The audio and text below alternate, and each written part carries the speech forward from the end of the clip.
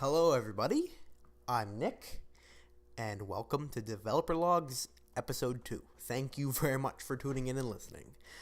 Today, I'm going to talk about the beginning of the concepts for my game, like why I started it, or not so much why I started it, but rather when I started it, and the original concepts. So, the beginning of this story starts in the end of my college year, which was I graduated June 2016.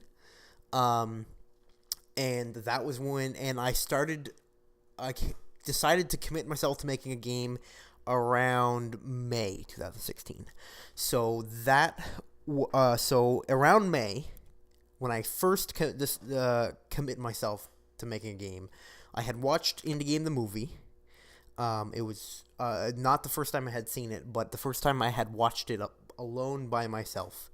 And I watched Indie Game the movie, and it just kind of sunk in and hit a chord in me somewheres that caused me to be like, hey, I can do that. I know I can do that and make a game. So I decided to make a game. And I didn't have a time frame. I didn't know what it was going to be. I didn't know even what genre I wanted to be. I just knew I wanted to make a game myself, an indie game that reflected on my unusual imagination and unusual, peculiar way of thinking.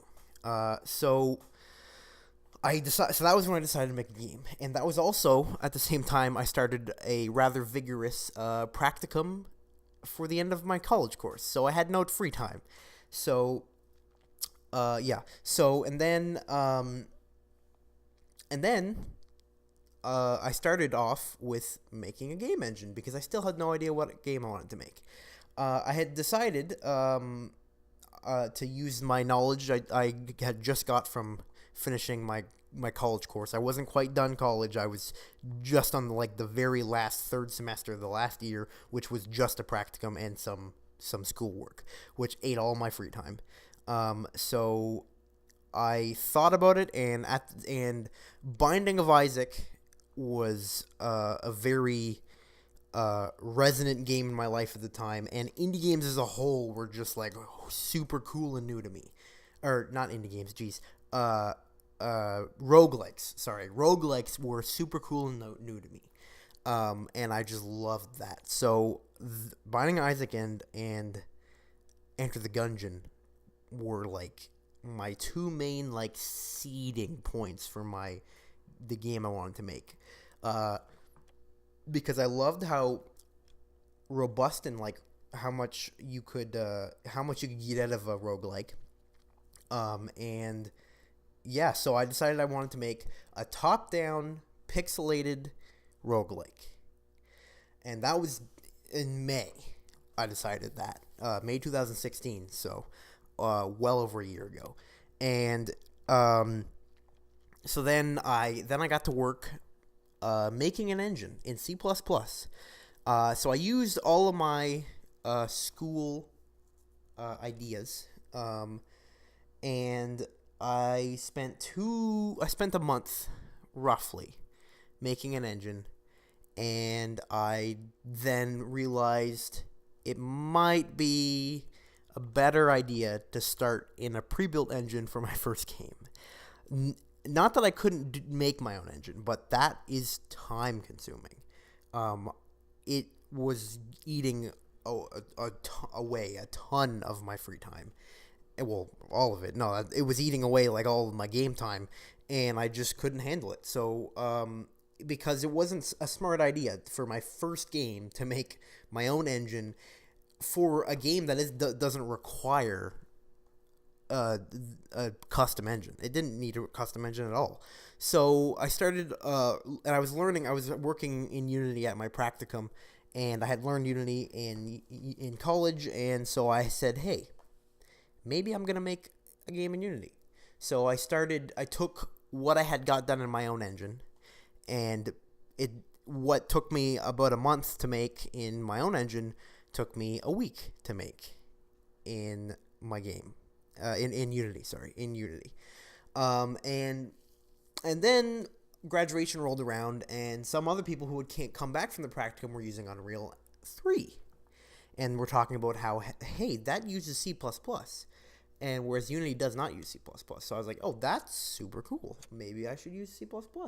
So graduation rolled around, and I said, hey, I'm going to switch to Unreal. So I switched to Unreal. And quickly learned that... So, yeah, it was bad, and there was no documentation on it whatsoever. I'm sure now if I dug, I could find stuff, and I could just brute force it, but I was, like, a little butthurt at it, and so I decided to switch back to Unity. So now this is my fourth switch. So I said, well, I'm going to switch to Unity 5, the newest one. So then I graduated. And I went on a hike. I had taken a month off of work, and I went on a hike. It was a long hike. It was 4 days.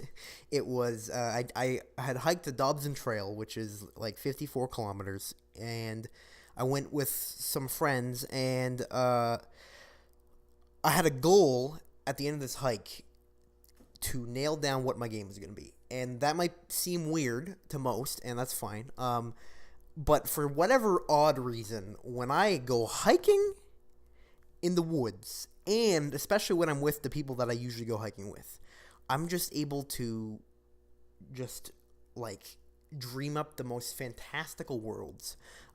So we did this hike, and it was grueling and hard. It was the first time I had ever done a hike that long. But I came out with it with a game idea. And so fast forward that to, so that was in July. That was the beginning of July. And so when I got on the hike, it was like July 6th, I think, 2016. This is what my game idea was. It was going to be, a top-down, pixelated, I think I was going to do 16 bits, I think. Artwork for it, and it was going to be a roguelike, and it was going to take all of the fantasy concepts and sci-fi concepts from classic literature and pop culture and aim to gracefully kind of smush them all in together. So I was going to take, so it was gonna have the base system of Enter the Gungeon, because I hadn't heard of Rogue Legacy at this point, and it was gonna take the kind of base system meta leveling of Enter the Gungeon, and combine that with the unlock system of Binding Isaac, and then and it was also going to have the same kind of level progression as Binding Isaac, where you would beat a set amount of floors, and then you would go back into them, and they would be longer the next run, because I love that. But it's going to expand on that a lot. And yeah, right now it's at this point, the game idea was not so much the mechanics and more the weird conglomeration of lore. So you're going to start in a jungle, and it was a prehistoric jungle with, like, dinosaurs, and it was like lost journey to the center of the earth, kind of lost time. So there's, like, dinosaurs and giant plants, and it was going to lead into an ancient civilization reminiscent of Aztecs and Mayans. And then you would get past that area, and it would lead to a Castlevania-esque medieval Transylvania castle with vampires and zombies and werewolves and skeletons and ghosts. And then it was going to lead, and then behind that castle, all in this jungle, there was a crashed UFO that had it was an alien prison ship, and there's aliens all in it, and you wake them all up, so they all spill out into the jungle. So every time you would get to this area, they would spill into the jungle, So eventually you would get like different kinds of weapons and such.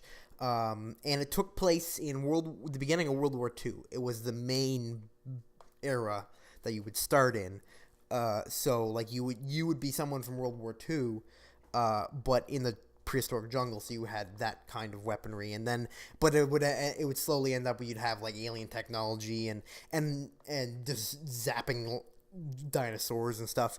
And I really wanted to incorporate like heavy traps, heavy like lots and lots of traps. I really wanted to go Indiana Jones style with this jungle and like really muck shit up with some traps. So that was my concept then. Yeah, so for some reason half of the last half of my video recording got corrupted, and I've already like recorded this vlog a couple times because I'm too picky. So luckily I was able to find a nice cutting point, so I'm just gonna end it here. I am going to pick it up next week. I'll give you a little outro. Hopefully you liked it. Thanks for watching. So that was my what my game was when I graduated college and just was starting my new job. So because I got out of that hike with that idea like a week before I started my job. Yeah, so thanks for watching. I'm a little frazzled. I hope you liked the speed draw. These are gonna be 2 speed draws from now on, hopefully. That is if I can figure out how to speed up the speed draw. But I'm assuming you're gonna watch it to a speed draw. If there's no speed draw, well, don't worry about it. So yeah, I hope you liked it. Let me know if you did or didn't. If I need to improve, let me know. Yeah, subscribe to all my social medias, and if you want to, I'd appreciate it. And give me a like or a subscribe. That'd be pretty cool. Thanks for watching. See ya.